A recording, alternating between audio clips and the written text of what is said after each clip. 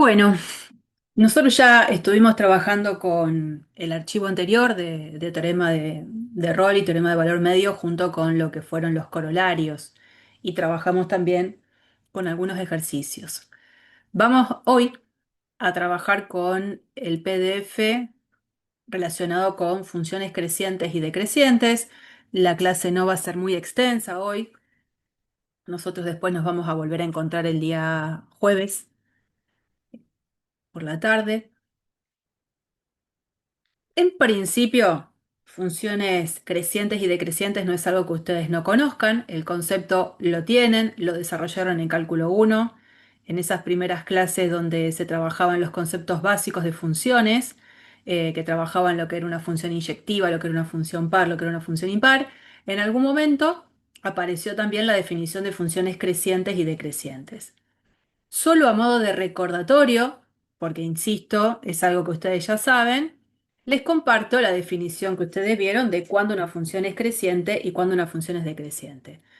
Recordemos, una función es creciente sobre un cierto conjunto, sobre un cierto intervalo, si f en x1 es más chico a f en x2 cada vez que considere un x1 menor a un x2.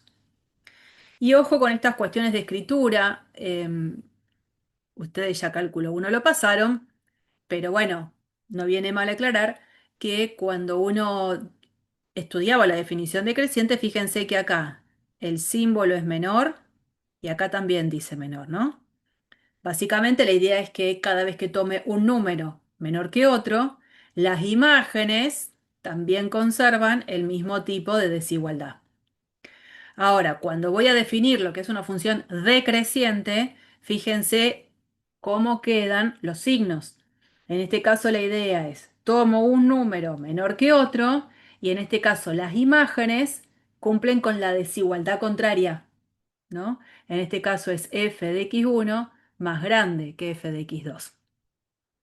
Muchas veces con esto de estudiar creciente y decreciente creían que había que dar vuelta a los dos signos de desigualdad y entonces en realidad no estaban cambiando nada. Bueno, definiciones que ya conocemos. Asociado con eso, aparece esta situación que en principio es gráfico. Yo no voy a estar trabajando con una ley concreta, si bien esta gráfica surgió porque puse una ley concreta en GeoGebra, digo, no me interesa eso ahora. Fíjense en este dibujo. Es claro identificar los intervalos en los cuales la función crece y en los cuales la función decrece. Fíjense, en el intervalo que va de C1 a C2, vamos a usar el mismo verde creciente, C1, C2, la función crece, luego es creciente desde C3 a C4 en este tramo, ¿no? Y después vuelve a ser creciente en el intervalo que va desde C5 hasta B.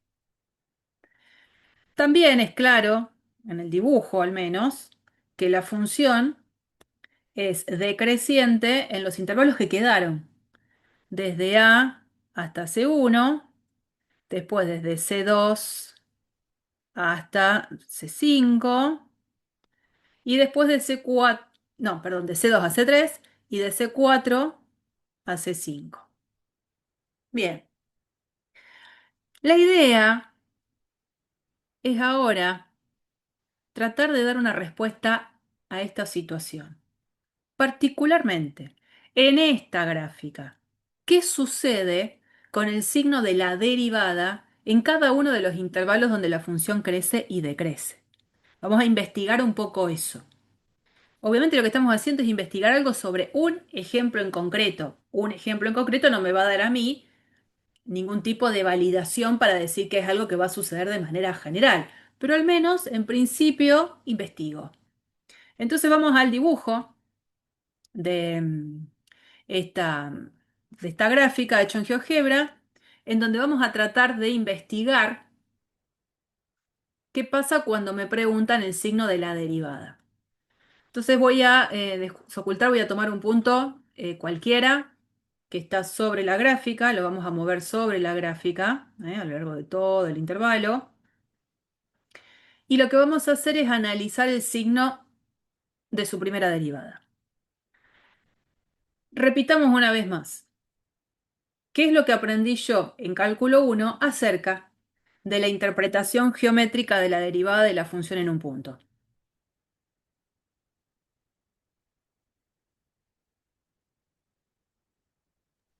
Que la pendiente de la recta tangente a la función en ese punto. A la gráfica de la función en ese A punto. la gráfica de la función. Bien, muy bien. Entonces, bueno, voy a desocultar lo que es la gráfica de la recta tangente a la función en este punto que lo vamos a ir haciendo móvil. Acá. Fíjense que la recta tangente, obviamente ahí cuando me acerque a C1, ¿qué va a pasar en C1 con la recta tangente? Va a Va a ser ser vertical. paralela al eje X, o sea, pendiente cero. Vos decís, No existe. y no va a existir, ¿no? Porque ahí hay que veo en esa gráfica, porque no tengo Punto la ley, anguloso. un punto anguloso. La ley anda por acá arriba, pero no me importa eso, ¿no? Yo estoy viendo un punto anguloso y fíjense lo que va a pasar, ¿no? Con la gráfica. Yo me voy acercando, me voy acercando, como que repentinamente cambió la dirección. Y está bien, porque justamente lo que está sucediendo acá es que la pendiente de la recta tangente de un lado y del otro es diferente, ¿no? Bueno, pero salvo esa situación, que también va a pasar algo parecido en C5, por acá, lo que quiero ver es qué pasa con las pendientes de estas rectas tangentes. Y para eso voy a desocultar el texto que tengo por acá. Vamos a poner ahí un fondito para que una pavada no sea la cuestión, pero para que tenga un poquito más de onda. Vamos a ver qué pasa con esos numeritos que me van dando la pendiente que tiene cada una de estas rectas. Entonces yo me voy moviendo, ¿no? Vengo, vengo, vengo. Va cambiando la pendiente, es obvio, porque lo que yo estoy viendo como gráfica de recta es distinta. Va cambiando, va cambiando, va cambiando. En todo este tramo, desde A hasta C1, la función es decreciente. Hasta que llego a, bueno, ahí, al puntito donde empiezo a trasladarme por toda esta parte desde C1 a C2. ¿Qué está pasando con la pendiente? Obviamente va cambiando, no me importa eso que esté cambiando, pero hay algo que veo como que mantienen una característica en todo este tramo. Hasta que Con- llego a este puntito, bueno, casi cero, y desde C2 a C3, función decreciente en esa parte, estoy viendo ahora las pendientes de las rectas tangentes, que van cambiando, todo bien, pero hay una regularidad. ¿Qué es lo que están empezando a ver? Que cuando es decreciente la pendiente es negativa y cuando es creciente la pendiente es positiva. Y eso es lo que parece, ¿no? Sigo avanzando acá desde C3 a C4, entiendo que la función es creciente y voy viendo las pendientes y si bien van cambiando, porque van cambiando las rectas, mantienen un signo que es positivo, hasta que llego a, bueno, ahí, acá vuelve a ser decreciente y entonces las pendientes pasan a ser todas negativas. En C5 voy a ver que hay un cambio así repentino, ahí. Y cuando vuelve a ser creciente, las pendientes de estas rectas son todas positivas. Bueno, la verdad es que uno podría decir, bueno, esto es lo que pasa en este ejercicio, pero puedo tirar otro y capaz que pasa en otra cosa. No. La idea es que esto que yo estoy viendo acá, en una simple observación, en un solo ejercicio que se me ocurrió trabajar, es algo que voy a ver que pasa siempre. Y entonces, cuando algo estoy viendo que pasa y que sigue pasando y que doy otro ejercicio y sigue pasando, esta cuestión de qué pasa con el signo de las pendientes de estas rectas tangentes, dependiendo si estoy en un sector donde la función crece o decrece, da la pauta de que esto es algo que se cumple siempre y tendría que pensar en un teorema a demostrar. Bueno, y eso es lo que va a pasar. Vamos a presentar un teorema que intenta demostrar eso que en principio solo lo estoy viendo para un ejemplo. El teorema va a decir lo siguiente. Si tenemos una función que es continua sobre un intervalo cerrado y es derivable sobre el intervalo abierto, esas dos hipótesis son las que me van a acompañar en cada uno de los apartados. Entonces, en el primer apartado tengo f continua en AB derivable en el abierto y además derivada mayor que cero en todo x que pertenece al intervalo abierto. Entonces, la función es creciente sobre el intervalo. Para el apartado B, ¿qué tengo que considerar? Y bueno, para el apartado B, voy a borrar eso, voy a considerar f continuo en el cerrado, derivable en el intervalo abierto, y f' menor que cero en todos los x que estén dentro del intervalo abierto. Entonces, lo que voy a poder mostrar es que la función es decreciente en todo ese intervalo. Bueno, lo que vamos a hacer es demostrar el apartado A, y el apartado B va a ser un copiar y pegar y cambiar algunas cosas. La idea va a ser la misma. Bien, entonces, demostración que yo la voy a escribir acá en este espacio a propósito que me dejé para la clase virtual, pero después aparece en el PDF escrito, ¿no?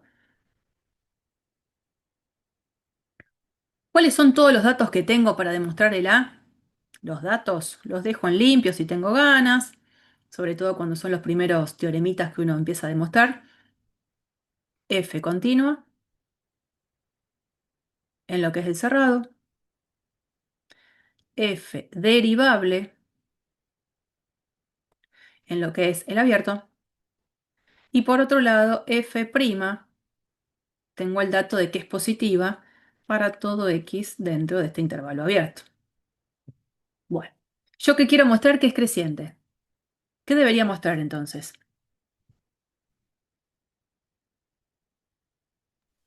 Que, por ejemplo, que una X del intervalo menor a otra,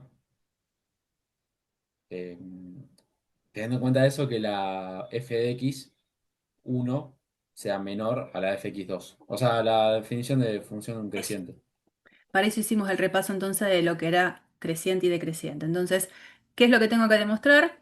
Que f en x1 es más chico a f en x2, siempre que considere un x1 menor a un x2. Eso es lo que tengo que mostrar. Ese x1 y x2 no están en cualquier lado, están en el intervalo de trabajo, ¿no es cierto?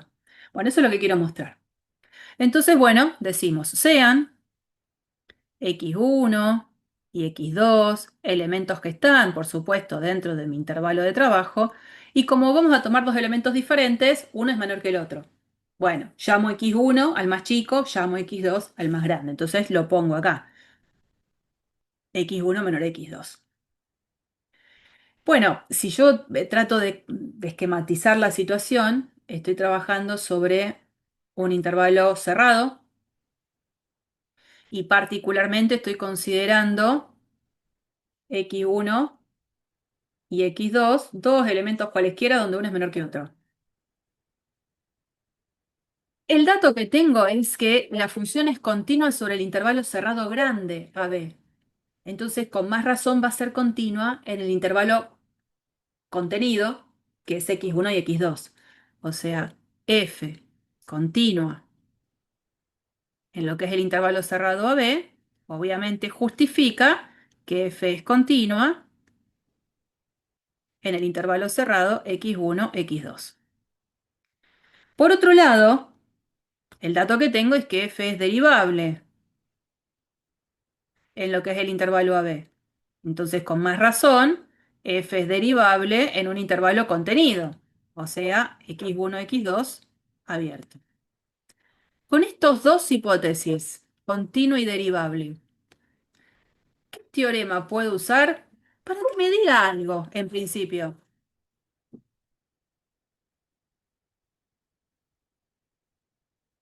¿Qué teorema puedo estar usando con estas dos hipótesis? Continua y derivable. El teorema del valor medio. Teorema de valor medio.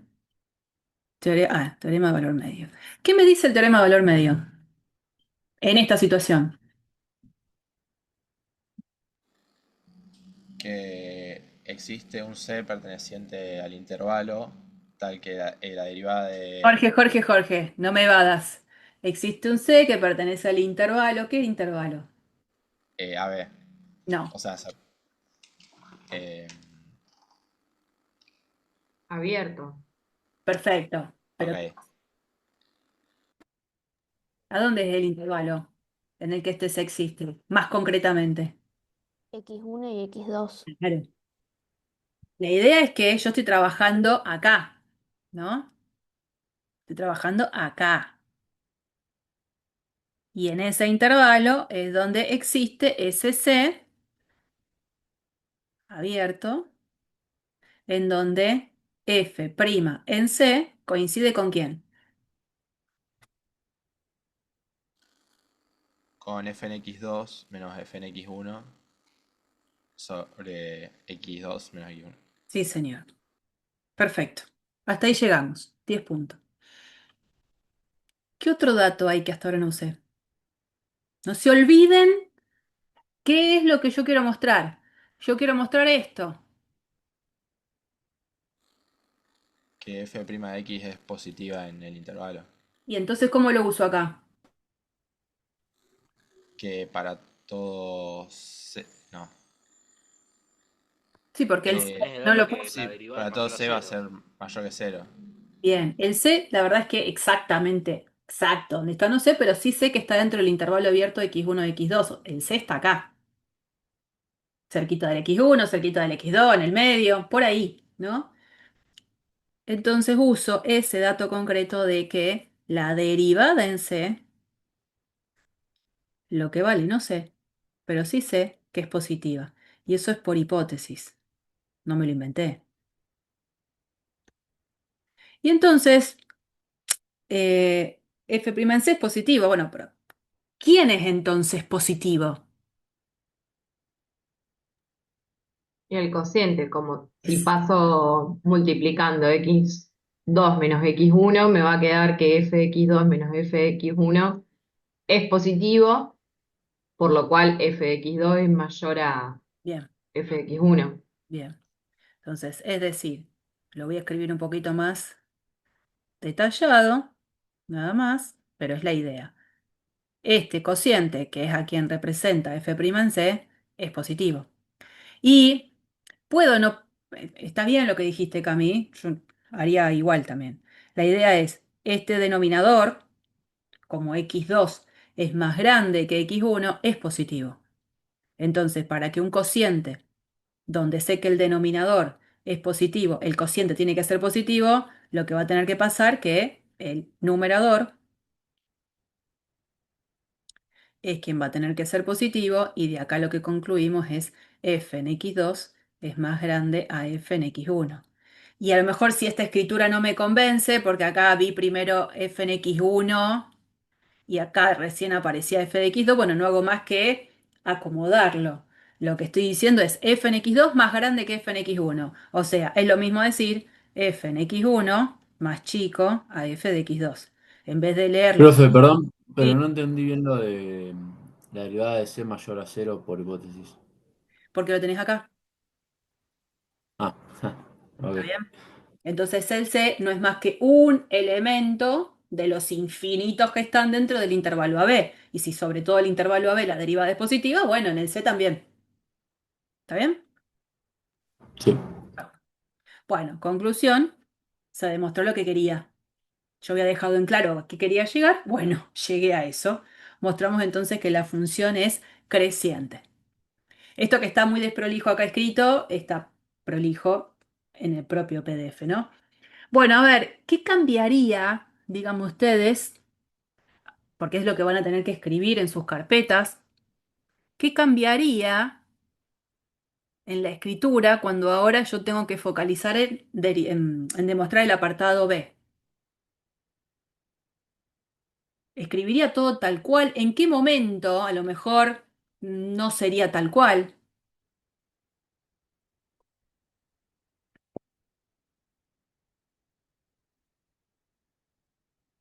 ¿Los datos serían los mismos para el apartado B? Estoy tratando de reescribir cómo quedaría si tengo que hacer el apartado B. No, porque ¿Qué la haces? derivada sería Cambia menor a la cero. derivada Bien, esto menor a cero. cambiaría. Pasaría a ser menor que cero. Esto, lo que está recuadrado en amarillo, Quedaría mayor, f en x1 nada. mayor a f en x2. Acá tendría que quedar mayor. Y entonces acá empiezo, sea un x1 menor a un x2, eso quedaría igual. ¿hasta dónde empieza, hasta dónde queda igual y a dónde empezaría a cambiar? Todo lo rojo que escribí acá, f continua, derivable, teorema de valor medio, ¿eso lo escribiría igual? Sí, o sea, solo cambiaría. Sí, ¿Qué solo cambiaría el cambia? mayor que cero, o sea, se daría vuelta. Bien, cambiaría esto, que quedaría menor que cero. O sea, vengo a donde dice es decir, ¿qué cambio acá? Sí, o sea, los ambos signos los doy vuelta. Los ambos signos los doy vuelta. Quiero ¿Seguro? decir, no, perdón, te queda o sea, el de la inecuación sería, lo doy vuelta. ¿El de acá abajo? También. Claro, también No, porque es decreciente. No, no, ese ese queda queda, igual. ese queda Ah, es verdad, igual. queda Igual igual, porque claro, x2 perdón. es mayor a x1. Exactamente. Y entonces, en este implica que cambiaría. Eso es menor a 0. Claro. ¿Por qué sería menor a cero? Porque acá tengo una fracción donde la fracción es menor a cero y sé que el denominador es mayor que cero. Para ello, el numerador es quien tiene que ser menor que cero. Y por supuesto, estos cambiarían todos los signos y quedaría el mayor, quedando que la función es decreciente. Bueno, esa es la tarea que van a tener que hacer ustedes de reescribirlo con esos cambios oportunos para poder demostrar el apartado B. ¿Mm? ¿Alguna pregunta? Ah, profe. Bueno, eso es lo que está bien escrito acá, que está como paso por paso y nada más. ¿Mm? Bien, vamos a un ejemplo en concreto. En el ejemplo se pide determinar los intervalos sobre los cuales esta función polinómica es creciente y los intervalos sobre los cuales la función es decreciente. Bueno, evidentemente la idea es utilizar eh, la estrategia vista recién, en donde el signo de la primera derivada me da información acerca de la función de dónde crece y dónde decrece. Entonces, ¿qué voy a tener que hacer con esta función para saber dónde crece y dónde decrece? Derivarlo. Derivarlo. Una vez que lo derive, y que eso es lo que van a ver en la siguiente diapositiva, la derivada de esta función es una pavada, porque la función es polinómica. La derivada va a ser una nueva función polinómica que va a tener un grado más chico al grado de la función original. Esta función es de grado 3, un polinomio de grado 3, o sea que el polinomio derivado va a ser de grado 2. Y cuando voy derivando término a término. Entonces, cuando yo derivo este primer término, el un cuarto es una constante que queda. La derivada de x cubo, ¿quién es? 3x cuadrado. Sí. Entonces ese 3 que baja se junta con el un cuarto y queda esto, ¿no? Después sigo. Ahora tengo menos 3 cuartos x cuadrado. El menos 3 cuartos es la constante que queda. La derivada de x cuadrado, ¿quién es?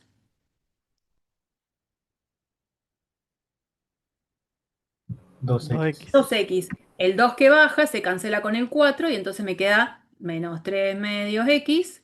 Y bueno, y esta parte final, la derivada de menos 6x es menos 6. Bien, tengo la derivada. Como yo voy a tener que ver dónde la derivada es positiva y dónde es negativa, o sea, tengo que saber los signos de la derivada, en general, sea cual sea la derivada en cuestión, lo que voy a tener que hacer es factorizar a la derivada. ¿Cuántas veces, creo que lo dije también en alguna clase con ustedes, eh, uno cuando en principio hacía los ejercicios de derivada, los profes les habrán dicho, calculen la derivada y dejen lo que encontraron. No se gasten en principio en tratar de acomodar y achicar la expresión de la derivada porque uno tiene miedo de que se metan en un problema, de que cometan errores por eso, porque uno los ve a lo mejor un poco pichones. Hoy ya no los veo tan pichones. Entonces en cálculo 2 va a pasar que yo no me voy a quedar contenta solamente con haber visto cómo queda la derivada en una primera versión, sino que voy a tener que ponerle empeño de buscar de la derivada una versión factorizada. Y a eso vamos. Para encontrar una expresión factorizada de una función que en definitiva es de segundo grado, ¿qué voy a tener que buscar? Las raíces. Las raíces. ¿Y cómo las busco?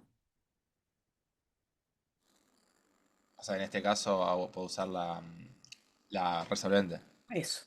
Perfecto. Yo a esta altura considero que todo el mundo sabe usar la resolvente. Aplicamos la resolvente, nos encontramos que las raíces, según lo que yo veo acá, ¿quiénes serían las raíces? Menos 2 y 4. Menos de 4. Perfecto. ¿Y este 3/4? ¿Quién es? ¿Por qué está ahí?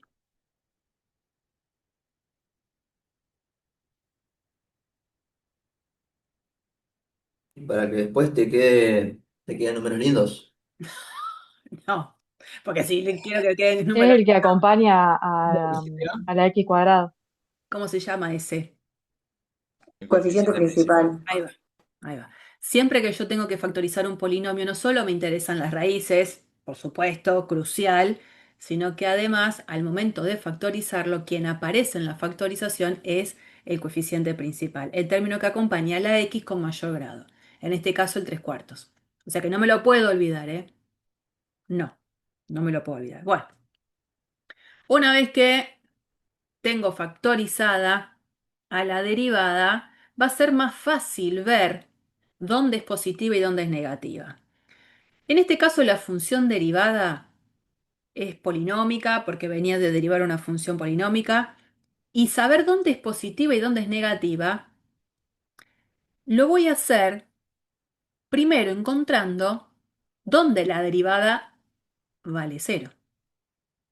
Porque van a ser esos lugares de quiebre que van a permitir analizar la derivada en diferentes sectores. Les pregunto, ¿dónde la derivada vale cero entonces? En las raíces ya. Perfecto. Recién dijimos que teníamos menos 2, que teníamos perdón, 4, no se ve ahí mucho el 4, 4. Y entonces para la f', acá tengo derivada nula, acá tengo derivada nula. Entonces, evidentemente, a lo largo de todos estos tramos, que son 3 tramos, de menos infinito a menos 2, de menos 2 a 4 y de 4 a infinito, sin incluir al menos 2 y sin incluir al 4, la función derivada va a tener que tener un signo en concreto. Es decir, en el tramo que va de menos infinito a menos 2, sin incluir al menos 2, la función derivada es o positiva o negativa. Porque si en el tramo de menos infinito a menos 2 llegara a haber un cambio de signo de la primera derivada, es decir, que en algún momento es positivo y en algún momento es negativa, como la derivada es una función continua, en algún momento tendría que estar valiendo cero en otro lugar. Y eso no sucede. ¿Está? O sea que necesariamente del intervalo que va de menos infinito a menos 2 voy a tener un signo, de menos 2 a 4 un signo concreto y de 4 a infinito un signo concreto. No me escriban, por favor, gracias. Profe, ¿Qué? nosotros sabemos que es una parábola y por cómo es A, sabemos que va a mirar para arriba. Entonces yo como que ya me armé y sé más o menos dónde es decreciente y creciente. Y o Escúchame. sea, me queda partido el intervalo entre menos 2 y 4, ¿puede ser? Sí, está muy bien. Está buenísima esa observación. Que mira para arriba en realidad se dice como. Está bien, ¿eh? No te digo nada, pero lo más Tiene coherente un nombre técnico. es que las ramas van hacia arriba o de ramas hacia abajo, ¿no? En general eso de que va para arriba, las ramas hacia arriba. Y estaría muy bien esa observación. Como yo puedo hacer la gráfica de f', porque la verdad justo f' me quedó una función cuadrática y en cálculo 1 dibujé 500 veces una función cuadrática, donde conociendo las raíces, conociendo el signo del coeficiente principal, yo ya sabía cómo era el dibujo de la parábola. O sea que si yo quiero usar tu recurso, que no estaría absolutamente nada mal, sé que cuando grafique la derivada, en menos 2 la derivada vale cero, en 4 la derivada vale cero y como tiene ramas hacia arriba, la gráfica de la derivada es algo así. Entonces, cuando veo la gráfica, digo, ah, ¿dónde es positiva la derivada? Y me doy cuenta que la derivada es positiva en el tramo que va desde menos infinito hasta 2 sin incluir y vuelve a ser positiva desde 4 a infinito. Y la derivada es negativa en todo este tramo donde la gráfica de la derivada quedó por debajo del eje X, o sea que acá va a ser negativa. Esa observación, en ese caso particular, está muy buena, ¿eh? La usaría yo también. Muy buena. ¿Qué pasa? Como todo esto está apuntado a que en algún momento me van a dar funciones más complicadas, y de esas funciones más complicadas yo voy a querer hacer su gráfica, la idea no es caer en analizar a la derivada también a partir de su gráfica, porque si no es como un problema que vuelve a empezar. En este ejemplo tenemos la dicha, porque es como un primer ejemplo en donde yo no me voy a meter con un ejemplo complicado ahora, tenemos la dicha de que la gráfica de f' es fácil y lo aprovecho. Ahora, ¿qué pasa si cuando calculo f', la expresión de la f' me queda de una función en la cual no sé fácil dónde cómo es su gráfica, ¿no?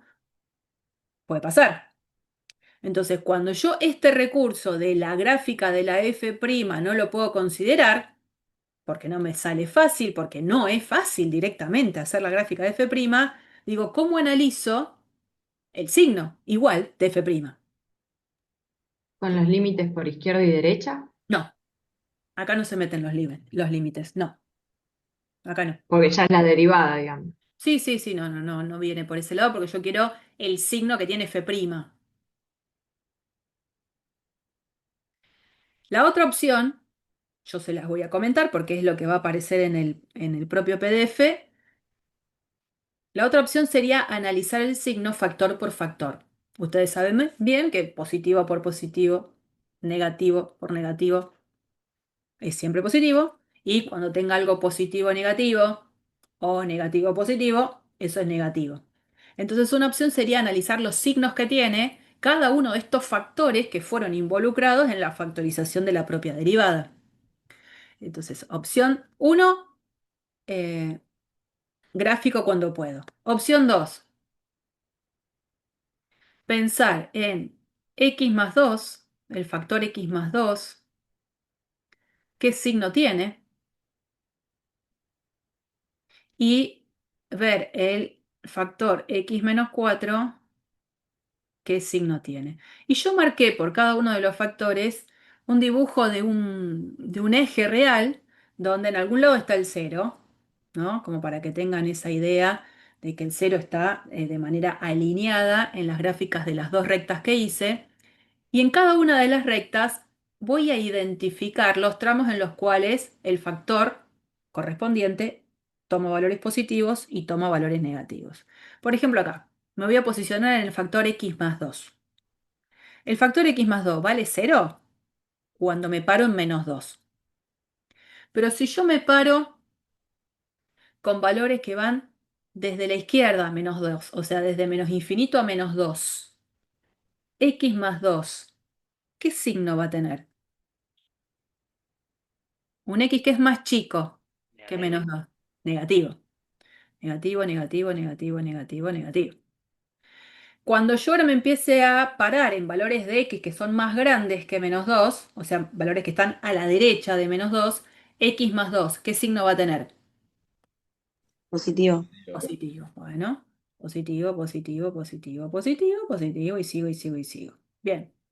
Vamos a hacer lo mismo para el factor x menos 4. ¿A dónde es positivo el factor x menos 4?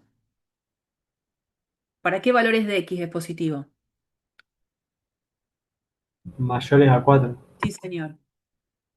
Positivo, positivo, positivo.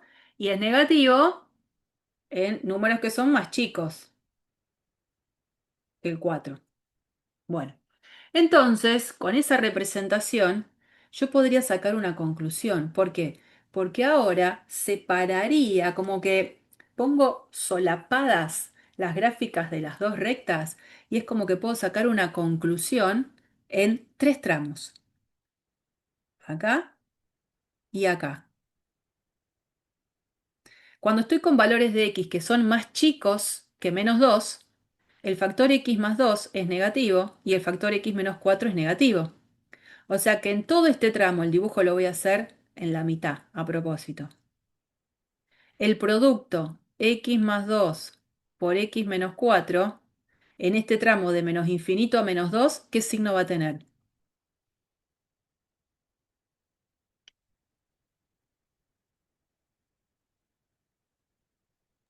Me paro en un x. Positivo. Claro, ¿por qué? X más 2, x menos 2, perdón, x más 2 es negativo y x menos 4 también. Entonces, en todos estos numeritos tengo positivo, positivo, positivo, positivo, positivo. De menos 2 a 4, cuando hago el producto de factor x más 2 con el factor x menos 4, ¿qué signo va a tener el producto? Negativo. Negativo, negativo, negativo, negativo, negativo. Y cuando empieza a multiplicar factores x más 2 y x menos 4, pero con valores de x que son más grandes que 4, Positivo. positivo, positivo, positivo, positivo. Esto que acabé de escribir ahí sería, ay, no sé qué puse ese, el signo de f'. Entonces me doy cuenta, bajo ese análisis, que ahí está escrito bastante feo, ahora lo van a ver un poquito mejor. Esa escritura me dice, y si la derivada es positiva de menos infinito a menos 2, quiere decir que ahí la función es creciente. Si la derivada es Profe, y negativa, acá el 3 cuartos, en este caso es positivo, no afecta, pero si fuese negativo afectaría, sí, afectase. sí. ¿Sí? Ah, ok. Yo acá estoy usando el recurso de que 3 cuartos es positivo y porque por lo tanto a nivel de signo no me afecta. Por supuesto que me va a afectar en el número porque no es lo mismo multiplicar o no por 3 cuartos. Pero en cuanto al signo, no me afecta. Sí, si hubiese sido menos 3 cuartos, hubiese tenido que considerarlo. Claro que sí. Está bien la pregunta, Luca. Bueno, y decía de 4 infinito, como la derivada es positiva, la función original crece, es creciente. Bueno, eso que yo escribí ahí en algo más bien gráfico, se puede hacer, por supuesto, en un cuadro en el que, a ver si, ahí, me fui un poquito para abajo, no, quedó horrible. Lo borro esto. El dibujito que yo había hecho ahí, que lo estoy borrando, se puede, por supuesto, plasmar de una manera más ordenada y completa a partir de un cuadro, en el que del lado de la izquierda, en esta primera columna, voy poniendo los intervalos en cuestión, que yo ya lo sabía desde antes, desde menos infinito hasta menos 2, después desde menos 2 hasta 4 y después desde 4 hasta infinito. No los considero ni al menos 2 ni al 4 porque sé que ahí la derivada es estrictamente cero, entonces quiero ver qué pasa con el signo en el resto. Y entonces voy analizando los signos y los voy plasmando en esta gráfica. Cuando me paro en el intervalo menos infinito a menos 2, el signo del factor x más 2 es negativo, el signo del factor x menos 4 es negativo, entonces el signo de f', como es negativo por negativo, positivo. ¿Eso qué quiere decir? Que a nivel del comportamiento de la función crece en ese tramo. Después, bueno, me voy al tramo que va de menos 2 a 4, analicé los signos de cada uno de los factores, acá era positivo, acá era negativo, positivo por negativo, negativo. En ese tramo entonces, donde la derivada es negativa, ¿qué quiere decir? Que la función decrece. Y bueno, en el último tramo lo mismo, de 4 a infinito, positivo, positivo, positivo, f crece. ¿Está? Profe, ¿y si la derivada fuese más difícil de factorizar, podemos hacerlo con inecuaciones y ir viéndolo Yo, para que quede más ordenado? para mí, no, pero ahora yo te voy a contar un tercer caso donde lo vas a querer usar siempre, el tercer caso, en donde Profe, Bueno, necesitas esas cosas, ¿sí? yo no podría, por ejemplo, si sé que las derivadas en menos 2 y en 4 es cero, y que en los intervalos de menos infinito a menos 2 es siempre del mismo signo, y de menos 2 a 4 el mismo signo, y de 4 a infinito el mismo signo. No podría calcular una derivada, por ejemplo, en menos 3 y saber que van a ser todas con el signo que me dé esa derivada. Bueno, Vito, te estás adelantando a ese tercer Ah, caso que les decía, eso. ok. Bueno, entonces vimos caso uno, cuando la gráfica de f' es amigable, puedo usarlo como justificativo para el análisis del signo de f'. Caso 2, cuando voy analizando el signo factor por factor en esa factorización de la derivada. Caso 3. Voy a borrar todo y me voy a ir en el espacio que tengo acá. Otra forma, que sería el caso 3 y que es el que está relacionado con eso que vos decís, Vito, habíamos dicho f' valía 0 en -2 y en 4. 4, ¿no? Y sé que el signo de f' en cada uno de estos, en estos sectores va a ser un mismo signo. Bueno, ¿qué se hace? También se hace una tabla. Yo creo que de la tabla no nos escapamos. Lo que hace este caso, el 3, es que sea más fácil la tabla. Hacemos como antes, acá, los intervalos de menos infinito a -2, de -2 a 4 y de 4 a infinito. Acá ponemos el signo de f', lo mismo, y acá el comportamiento de la f. Bueno, como sabemos, y voy a usar exactamente esa idea que me planteaste vos, Vito, como sabemos que desde menos infinito a -2 la derivada va a tener siempre el mismo signo, bueno, elijamos un candidato cualquiera, un número cualquiera que esté dentro del intervalo desde menos infinito a -2 sin incluir el -2, y en ese calculamos la derivada. El signo que tenga la derivada en ese punto va a ser el signo que tenga la derivada en todo ese intervalo donde el punto está. Entonces, bueno, calculamos f',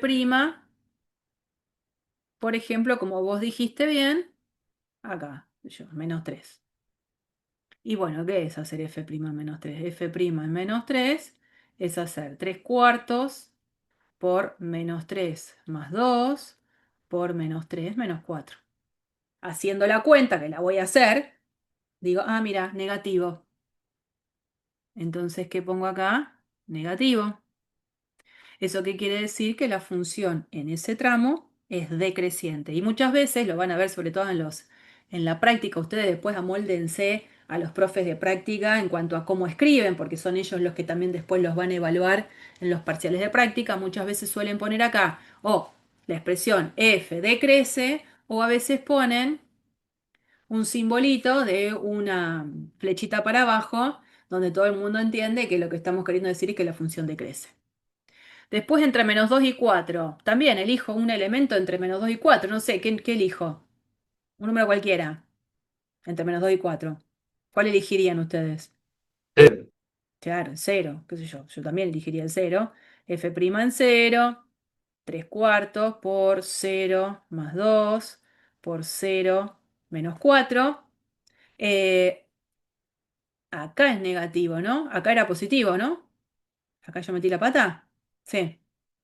Sí, es positivo, Es profe. positivo. Esto es positivo, esto es positivo, esto es positivo. Sí, sí, ahora me estoy dando cuenta cuando veo el otro dibujito. Esto era entonces positivo, esto es positivo, y si la función crece, la flechita va para arriba. Acá es negativo, entonces f' en 0 es negativo. Acá decrece. Y bueno, ahora también desde 4 infinito elijo un punto representante del sector, qué sé yo, 5. Pueden elegir cualquier otro, pero no me voy a meter en un número complicado.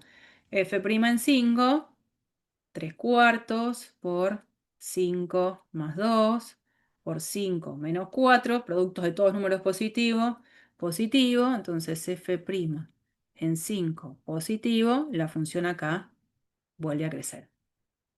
Esta tercera opción es la que sé que a todo el mundo le termina gustando. Y está bien, pero yo tengo el compromiso de darlo a lo mejor con una justificación un poquito más de análisis de signos por factor. ¿Así lo pueden hacer? Sí, lo pueden hacer así y sé que lo van a hacer así. Así que háganlo porque va a estar bien. ¿Mm? Un comentario importante. En este ejemplo, que todo fue muy fácil, quienes provocaron la separación de mi dominio en 3 partes fueron los números -2 y 4, que eran los números en los cuales la derivada valía 0. Ahora, es cierto que en general en otro tipo de ejercicio también me va a interesar conocer aquellos puntos en donde la derivada no existe. Porque puede pasar. Bueno, esos puntos también son puntos que hay que tener en cuenta al momento de hacer la separación de mi dominio en subintervalos. Si, supongamos, no sería el caso, ¿no?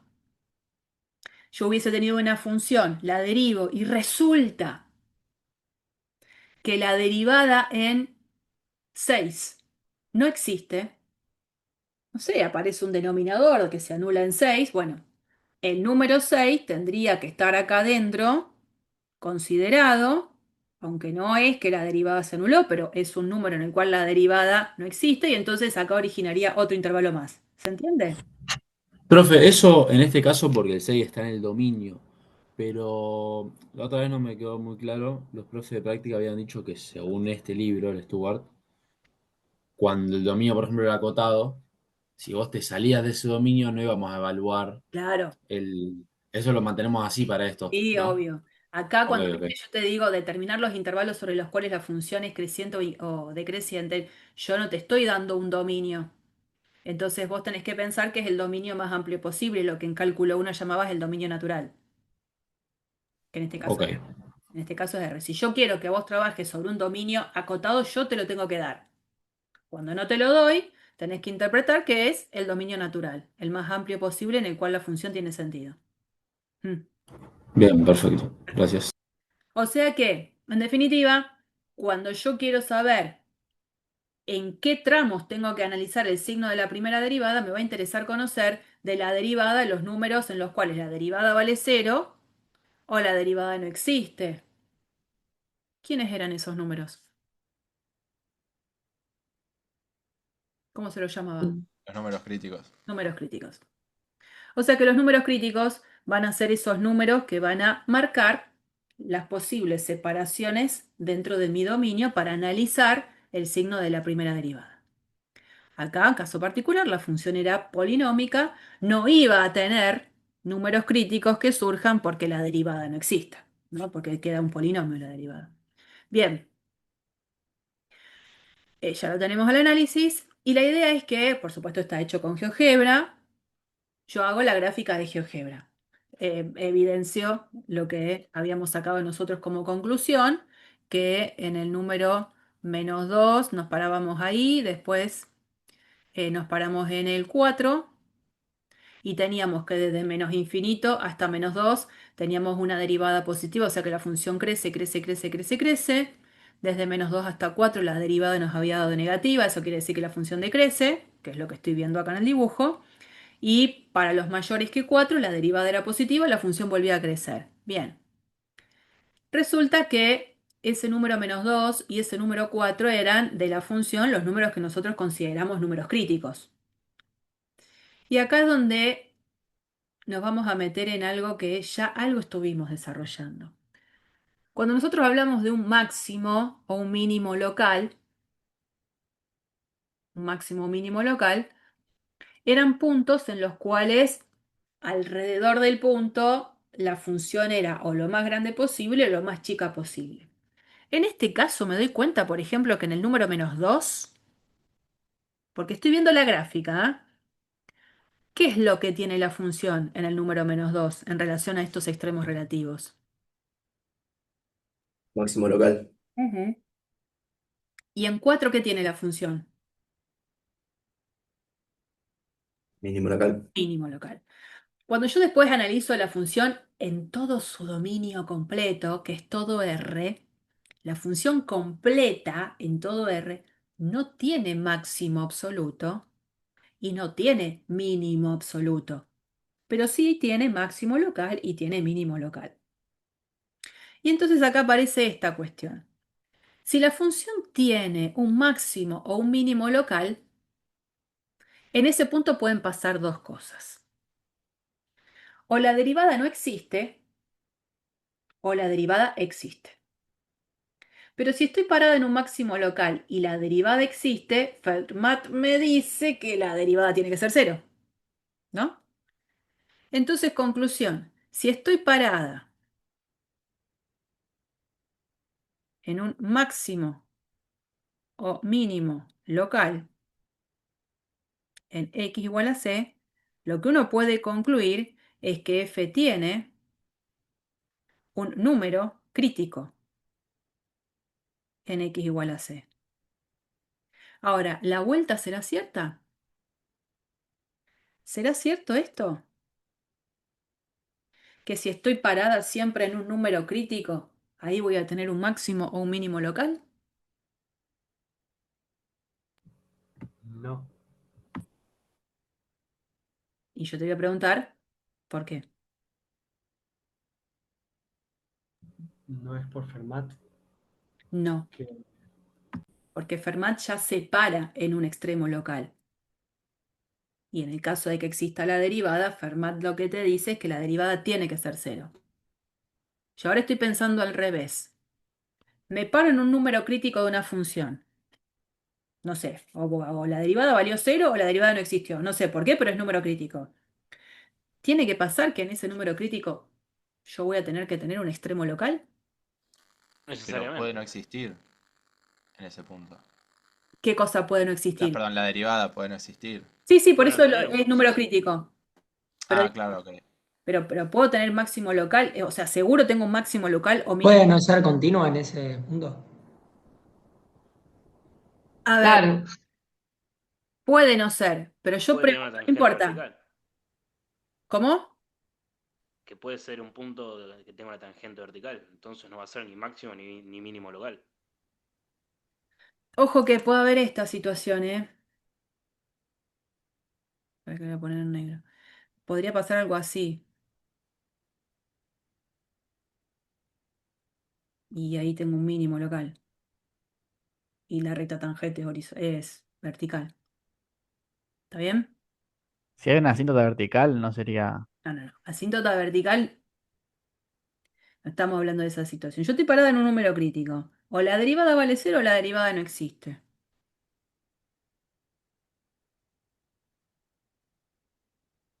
Ejemplo concreto. un salto en la función, ¿no puede ser? A Sin ver, ir más lejos, una función lineal y que después siga, eh, pasa es que si el salto es así, tengo máximo local. claro. Si el salto es por acá, tengo mínimo local. Y no puede ser una discontinuidad infinita, no de salto, que se vaya un infinito para arriba, un infinito para abajo. Vos decís algo así, a ver, bueno, que alguien decía por ahí una asíntota vertical. Poner algo así, Sí. eh, que la función tome un valor para que exista la función en el punto, ¿no? Ahí en ese punto, por ejemplo, la función 1/x en cualquier x y que en cero valga cero. O sea, le asigno un valor en cero para que esté definida. Esa función no tiene derivada en cero y sí es cierto que alrededor del cero la función en cero no es ni lo más grande posible ni lo más chico posible. Yo apostaba a lo mejor a un ejemplo mucho más sencillo, pero le buscaron un montón de vueltas. Estuvo bien. Ahí se los comento, es un ejemplo súper accesible, que no tengo que andar buscando tanta cosa rebuscada, que es la función x cubo. La función x cubo, una función polinómica, de las más buenas que puedo tener. ¿Qué pasa con la función x cubo? X cubo, si esta es mi f de x, cuando yo derivo a x cubo, ¿con qué me encuentro? ¿Con qué ley? 3x cuadrado. Sí, señor. ¿Y dónde vale cero? Cero. Entonces, tiene número crítico que es el cero, porque es el único que puede llegar a tener, porque la función es polinómica, o sea que si tiene número crítico es porque la derivada vale cero, y sin embargo, en cero la función no tiene ni máximo ni mínimo local. ¿Por qué? Porque, bueno, en este caso la función es siempre creciente. Bueno, conclusión, sea por el ejemplo que sea, me doy cuenta que la vuelta no es cierta. Estar parada en un número crítico no es garantía de que ahí haya un máximo o un mínimo local. Pero al revés sí.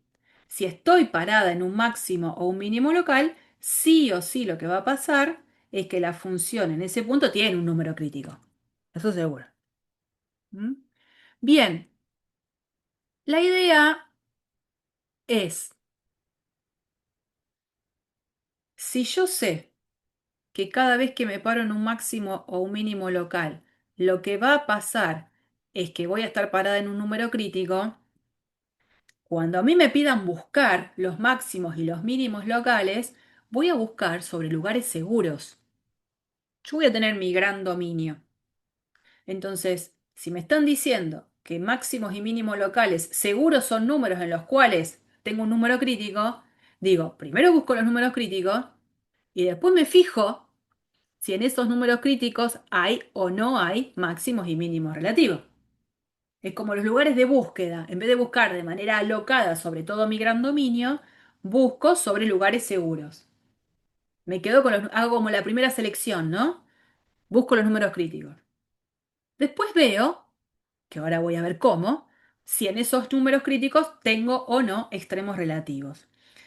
Y la verdad es que uno lo que puede, por ejemplo, ver acá en este ejemplo, solo en este ejemplo al menos, el número -2 era un número crítico. Y ahí tuve un máximo relativo. Lo veo en la gráfica. En el 4, que también era un número crítico, veo en la gráfica, y lo estuvimos viendo recién, que lo que tengo ahí es un mínimo relativo. Ahora, si yo la gráfica no la tengo, ¿cómo me doy cuenta? Bueno, vamos a ver que hay un criterio que se llama el criterio de la primera derivada, que me ayuda realmente a darme cuenta si en esos números críticos tengo o no un extremo local. Y en este lugar, fíjense acá, que tenía un máximo local, algo pasaba con la derivada. La derivada a izquierda de -2 era positiva, la función crecía, crecía, crecía, y a la derecha del -2 la derivada era negativa, porque la función decrecía. No, no tendrá que ver con eso. En 4, a izquierda del 4 la función viene decreciendo. Eso nos dimos cuenta porque la derivada era negativa. A derecha de 4 la función crece y nos dimos cuenta porque la derivada era positiva. Hubo otro cambio de signo de izquierda a derecha en ese número crítico. Bueno, eso que estamos viendo, al menos en un ejemplo, es lo que vamos a corroborar en lo que sería la prueba de la primera derivada. Esto es un teorema del cual vamos a hacer la demostración de una parte, de la otra parte va a quedar como ejercicio. El teorema dice lo siguiente. Este sí tiene nombre, prueba de la primera derivada, cosa de que, por ejemplo, en un coloquio yo puedo llegar a decir enuncie y demuestre la prueba de la primera derivada para extremos. Y la prueba dice esto. Supongamos que estamos parados en un número crítico de una función continua. Estamos parados en un número crítico de una función continua. Esa es una hipótesis que la voy a tener para cualquiera de los tres apartados. Si yo conozco que f' cambia de positiva a negativa en C, entonces la función tiene un máximo local en C. Eso que habíamos visto en el ejemplo anterior, parada en el número -2, que la función venía creciendo y luego decrecía, y que me di cuenta porque la derivada pasaba de positiva a negativa, digo, bueno, se evidencia acá ya de manera general. No tiene que ver solo con el ejemplo de recién. En el apartado 2, o en el apartado B, otra vez, nos vamos a parar en un número crítico de una función continua. Si la derivada pasa de negativa a positiva, lo que significa que la función pasa de decreciente a creciente, ahí lo que voy a tener es un mínimo local. Y el apartado C me dice que si la derivada no cambia de signo en C, es decir, que de un lado y del otro tiene el mismo signo, es siempre positiva o es siempre negativa, entonces ahí la función no tiene ni máximo ni mínimo local, o sea, no tiene extremo local. Fíjense, por ejemplo, en este caso gráfico, C1. En C1, bueno, ahí quedó un dibujo peor. La derivada es nula, porque la recta tangente es horizontal. Fíjense que a izquierda y a derecha la derivada es siempre positiva. La función crece, crece, crece, crece, crece, crece, crece, no tengo extremo local. A diferencia de lo que pasa en C2. También tengo un número crítico porque la derivada es nula, Pero ahí la derivada sí cambia de signo de un lado y del otro. Pasa de positiva a negativa. En C3, algo similar. Tengo recta tangente horizontal y de un lado y del otro la derivada sí cambia de signo. De negativa a positiva. Tengo mínimo. Otro caso, por ejemplo, como en lo que fue en C1, pasa en C5. En C5 tengo así, recta tangente horizontal, o sea que la derivada de cero es número crítico, y la primera derivada no cambia de signo de un lado y del otro. La función siempre en este caso es decreciente, no tengo un extremo local. Bueno, y particularmente que lo salteé, pobre, el C4 es un punto en donde la derivada no existe, o sea, es un número crítico porque la derivada no existe, y ahí lo que tengo es sí un máximo relativo. La derivada pasa de positiva a negativa.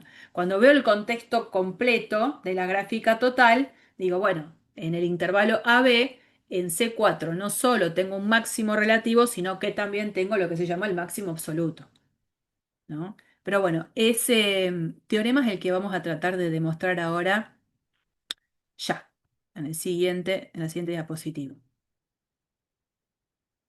Vamos a demostrar el apartado A, el apartado B y el apartado C van a quedar como ejercicio a completar.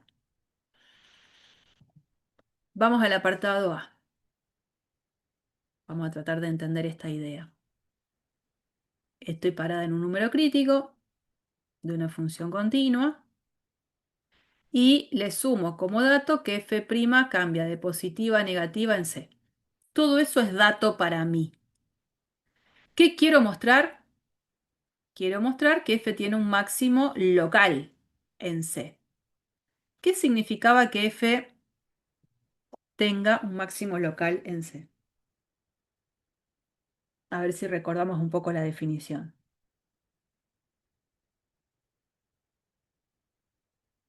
Que C Que en la es cercanía de C iba a tomar el valor más alto, más grande de la función. Claro, en el C, ¿no? O sea, f en C es mayor o igual a f de x para todo x que esté dentro de un intervalo bien alrededor del C. No, no en la comparación con todo el dominio, sino en un intervalo alrededor del C. Exacto. Bueno, vamos a tratar de buscar ese intervalo ahí en el que eso suceda. Entonces vamos a analizar las hipótesis. Dice f' cambia de positiva a negativa en C. O sea, si yo me paro en C, hay evidentemente un intervalo en donde la derivada acá es positiva y acá es negativa. Eso de que cambia de positiva a negativa quiere decir que yo me puedo construir un intervalo en donde al extremo izquierdo del intervalo lo llamo A, al extremo derecho del intervalo lo llamo B. Existen esos números en los cuales encierran en un intervalo al numerito C, en donde conozco que la derivada es positiva en el intervalo AC y la derivada es negativa en el intervalo CB. Bueno, vamos a sacarle más jugo a eso. ¿Qué significa? Porque no se olviden que para mostrar esto tengo que mostrar qué pasa esto que está ahí. Bueno, vamos a pararnos entonces en el intervalo AC, este. De acá hasta acá.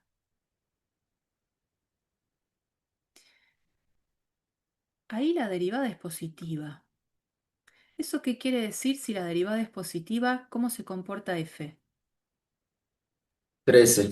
F crece. Y si crece, obviamente que se cumple la definición de ser una función creciente, que cada vez que tomo un número menor que el otro, las imágenes conservan el mismo tipo de desigualdad. Pero voy a esta otra situación. Lo que se puede decir es que cuando yo evalúo la función en C,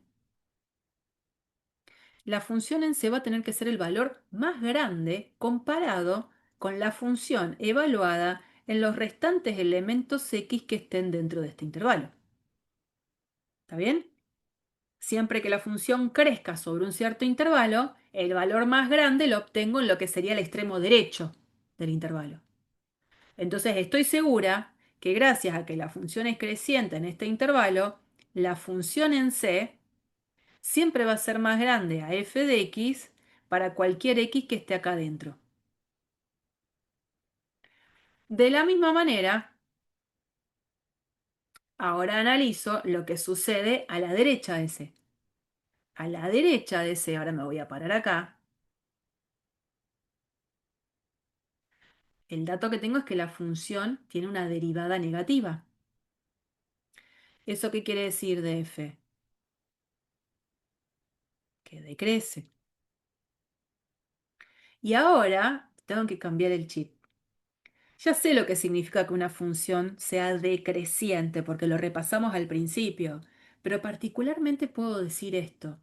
Si en el tramo que va de C a B la función decrece, la función en C es el valor más grande que obtengo cuando comparo la función con valores de x que están en este otro intervalo. ¿Está bien? La función decrece. El valor más chico lo tengo en el extremo derecho del intervalo, el valor más grande lo obtengo en el extremo izquierdo. ¿Quién es el extremo izquierdo del intervalo? El c. Entonces, como ahí la función es decreciente, voy a poder decir que f en c es el valor más grande comparado con la función evaluada en los x que estén dentro de este intervalo. Y entonces ahora presto atención a estas dos cosas.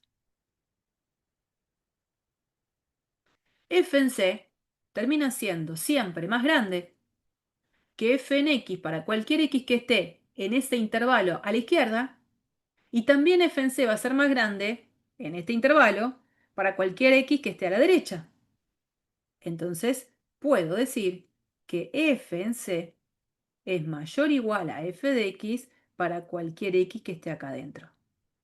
¿Y qué es lo que estoy diciendo? Que se cumple lo que está dentro de esta nubecita, donde ese intervalo i, que en principio no sabía quién era, es ese intervalo AB que pudimos fabricar desde el principio. Por definición, lo que tengo ahí, entonces es un máximo local. Y se terminó la demostración.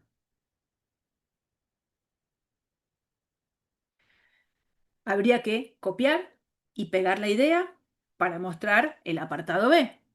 Porque en el apartado B comenzaría de la misma forma, nada más que en el apartado B lo que tengo es que acá la derivada pasa de negativa a positiva. O sea, a la izquierda la derivada va a ser negativa, a la derecha la derivada va a ser positiva. Y bueno, por supuesto van a cambiar estos signos y lo que voy a tener es que en ese punto voy a tener un mínimo local. ¿Mm? Y en el apartado C, la idea es tratar de escribir algún razonamiento simple, coherente, que justifique que cuando no hay cambio de signo de la derivada, en el punto no tengo ni máximo ni mínimo. O sea que la función en ese punto C no es ni el más grande posible ni el más chiquito posible. Eso también les queda como ejercicio. Entonces, el B sale copiando y pegando el A, acomodándolo, y el C hay que pensar un poquito más, pero a la vez de manera simple. No quiero que hagan nada rebuscado. De esta manera, la prueba de la primera derivada a mí me ayuda a, teniendo la tabla en la que habíamos analizado el signo de la derivada primera y a partir de eso el comportamiento de la función, me permite esta tabla indicar si en esos números críticos realmente tengo o no extremos relativos, sin necesidad de ver el dibujo de la gráfica. Con la tabla yo soy capaz de darme cuenta lo que tuve que ver en una gráfica antes de ver este criterio. En la tabla yo lo que tengo es que cuando me paro en -2, a la izquierda de -2 el signo de la primera derivada es positivo y cuando me paro a la derecha del -2 el signo de la primera derivada es negativa. O sea, la primera derivada pasó de ser positiva a negativa, es decir, la función pasa de ser creciente a decreciente. Acá, con esta tabla, yo ya puedo decir que ahí lo que tengo es un máximo local. Y por otro lado, en la misma tabla, lo que digo es, me paro en 4, me paro acá y me paro acá. A la izquierda de 4, la derivada es negativa. A la derecha de 4, la derivada es positiva. Es decir, que la derivada pasó de ser negativa a positiva. ¿Qué quiere decir? La función pasó de ser decreciente a creciente. El criterio de la primera derivada me dice que ahí lo que tengo es un mínimo local. ¿Está bien? Y no tengo por qué hacer ninguna gráfica de la derivada. Solamente con el análisis de la tabla aparece la forma de darme cuenta si en los números críticos tengo o no tengo algún extremo local. Puede pasar que en una tabla me pare en un número y vea que la derivada a la izquierda y a la derecha no cambió de signo. Entonces mi conclusión será que ahí, en ese número crítico, no tengo un extremo relativo. En este ejemplo tenía dos, un máximo y un mínimo relativo. Muy bien.